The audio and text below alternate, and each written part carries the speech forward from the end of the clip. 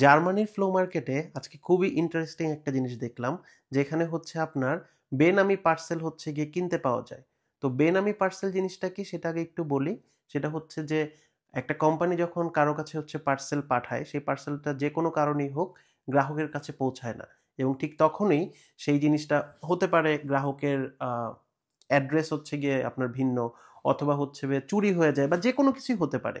তখন হচ্ছে এই বিক্রেতারা সেগুলো পাইকারি হিসাবে কিনে নিয়ে আসে কোনো একটা সোর্স থেকে, এবং কিনে এখানে হচ্ছে গিয়ে বিক্রি করে পার প্যাকেট 10 ইউরো করে। তো 10 ইউরো দিয়ে আপনি প্যাকেট কেনার পরে আপনি সেই প্যাকেট খুলে অনেক দামি একটা জিনিসও পেতে পারেন, আবার দেখা যাচ্ছে অনেক নর্মাল কম দামি সস্তা জিনিসও আপনি পেতে পারেন।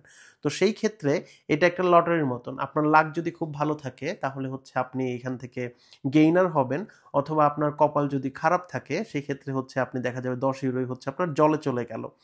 আমার কাছে ব্যক্তিগতভাবে যেটা মনে হয় সেটা হচ্ছে এটা স্ক্যাম হওয়ার একটা সমূহ সম্ভাবনা থাকে।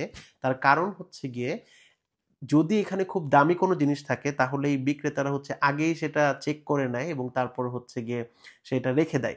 আর একদমই নর্মাল যে জিনিসপত্রগুলো থাকে সেগুলোই হচ্ছে তারা বিক্রির জন্য আনে।